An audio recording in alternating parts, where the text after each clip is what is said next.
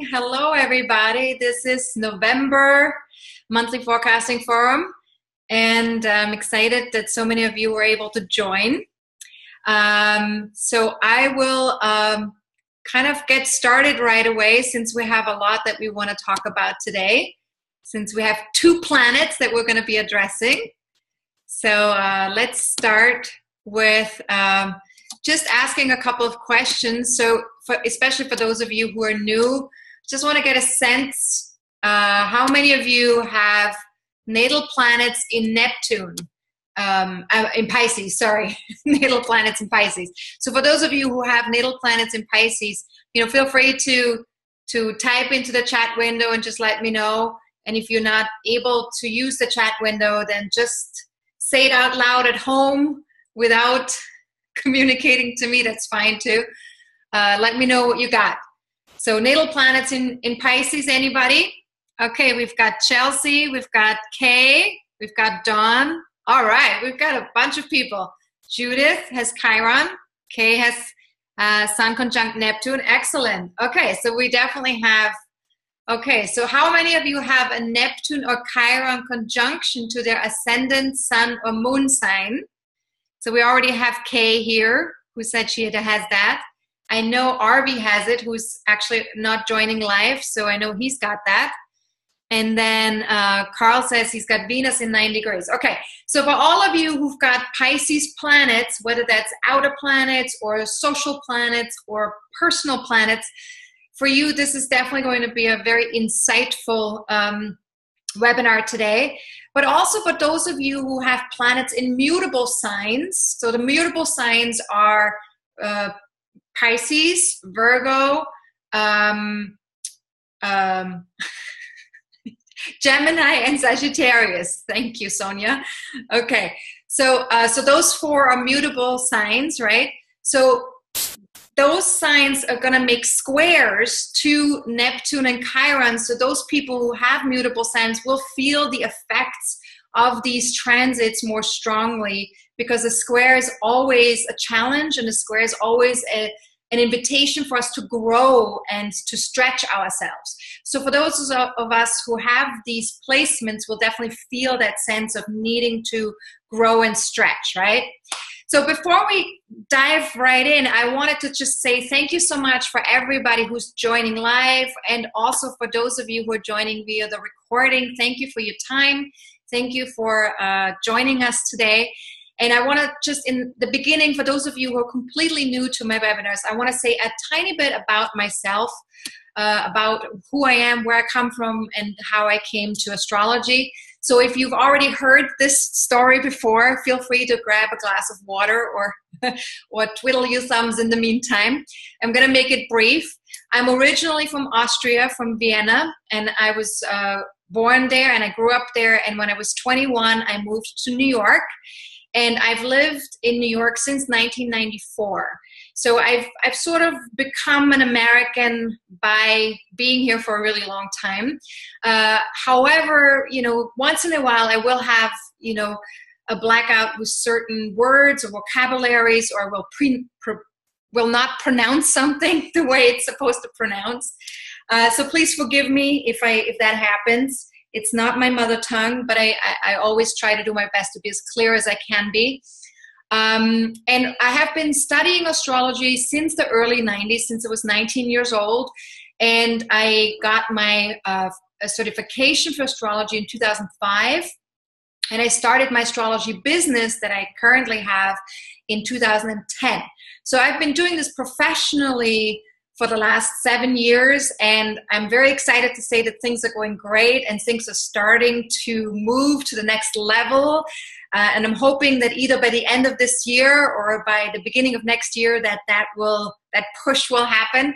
But I'll tell you a little bit more about that towards the end of the webinar. Okay, so let's talk a little bit about what we're doing today. Neptune and Chiron, of course, are the two planets that we're going to be addressing, and in particular their station phases. And so we're going to answer some of these questions for the next 90 minutes. Where does 11.5 degrees of Pisces fall into our own birth charts? So if you have your own birth chart ready and handy, print out or on your computer, that would be great, because that's very helpful as far as using the webinar to its most potential, right? Then we're also going to be looking at what aspects does Neptune make to your natal planets in November, because it's going to be stationing. It will be at around 11.5 degrees for quite a while, right? So we're going to be looking at where in the natal chart do we have other planets that are in the vicinity of 11.5 degrees, right? And in particular, the mutable signs that I mentioned earlier. Now, we're also going to be looking at where does 24.5 or 24 degrees of Pisces fall in our birth charts. That's where Chiron will be stationing. And what aspects does Chiron make to the natal planets in November and December? Because Chiron starts its station towards the end of November, and beginning of December will still be stationing. So we'll definitely have planets in the mutable signs that will be quite affected by that Chiron station if they are within a couple of degrees of 24.5 degrees of Pisces, Virgo, Gemini, or Sagittarius. Okay. Now, one thing I do want to mention before we talk about Neptune and Chiron is that I won't be able to pull up people's charts during the webinar because it takes up too much time. But if I have your chart already, if you've sent it to me, that's great. If you are already a client, then I have your chart printed out. If you are a student of mine, I have your chart printed out. If none of the above is the case, then I would need you to give me degrees and signs of your chart with the planets, so I can support you as best as I can. Now, I'm happy to answer briefly personal questions, but if something is a little bit too involved for this format that we're doing today, because we only have 90 minutes, then I will invite you to book a reading with me. And I hope that makes sense, because I want to make sure that I can answer as many questions as possible. All right, and then also I would like to always keep the focus of the webinars with the questions. I'd like to keep the focus on what we're covering today. So I'll be focusing more on questions around Neptune and Chiron and the station phases than on anything else. I hope that makes sense too. All right, so let's dive right into our next chart. So one thing that I emailed all of you is an overview of 2017. I always start with that because that gives us sort of a sense on what's going on this month. And it's really wonderful to kind of like have everything in one place, right? To see, okay, here's what's going on. So we just had the full moon, right? That was just exact over the weekend. And then Mercury entered Sagittarius also over the weekend. Venus entered Scorpio, or actually Venus will enter Scorpio tomorrow. So it's not quite there yet.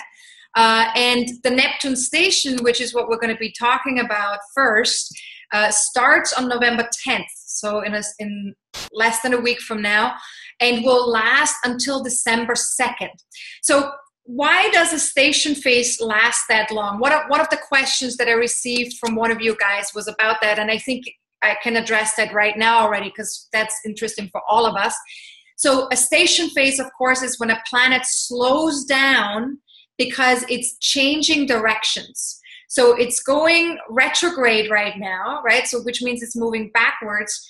And it looks that way from our perspective from the Earth, right? So when we look from the Earth into the universe right now, it looks as though Neptune is moving backwards right now.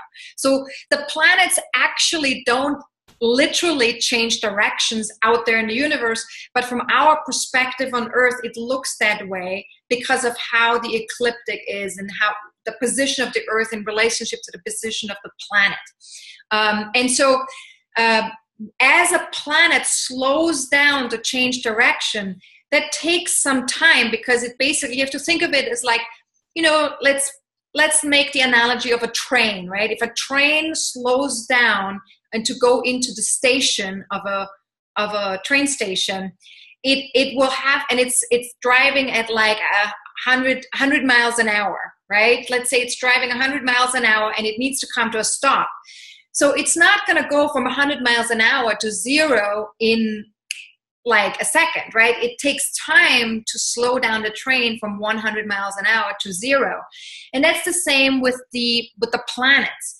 So as the planets start to slow down to come to that 0 point of a complete halt, it takes a certain amount of time. And then once they're at that 0 point, at that halt, and then they start to switch direction and go direct again, that takes also time for them to go from 0 to a regular speed again. So just like with the train analogy, right? The train is in the station, it's stopped, it's not going at all, and then it starts to move forward, and until it gets to 100 miles an hour again, it will take some time. It won't just, happen in a split second.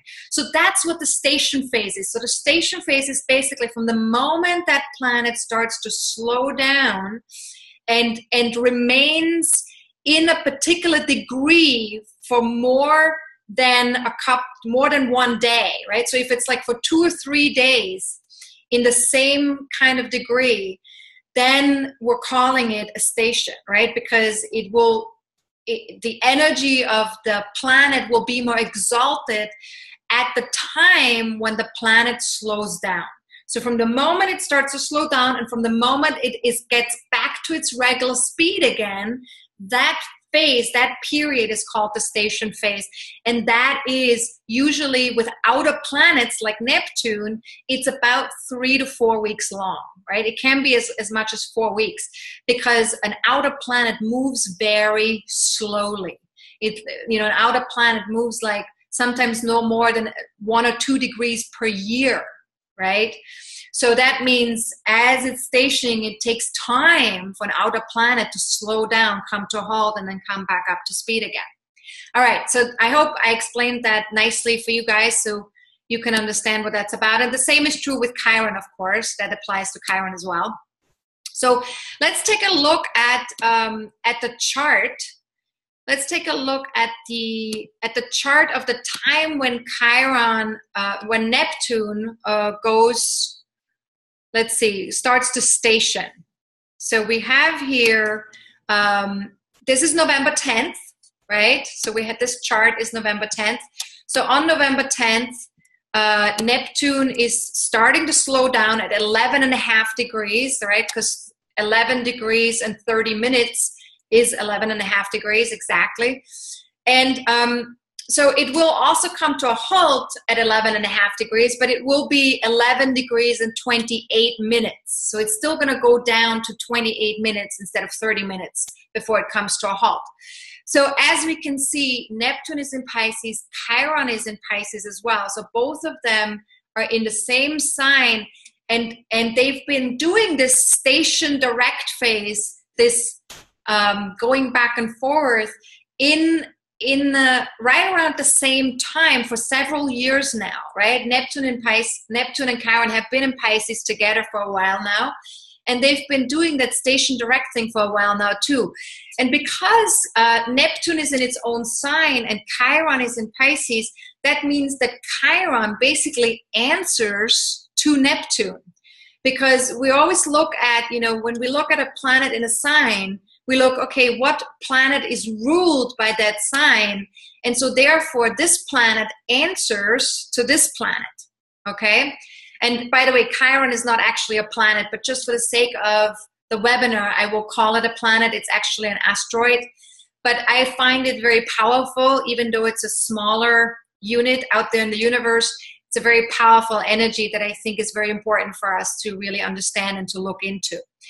So because Chiron is answering to Neptune, that means that, they really, like Chiron needs Neptune, and Chiron kind of depends on, how we use Neptune in our own chart currently is very important to our healing process, right? Because Chiron is the wounded healer.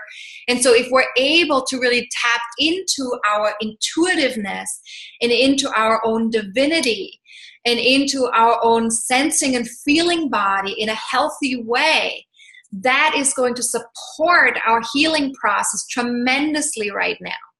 Does that make sense, guys, what I'm sharing here? That they're connected in that way, right?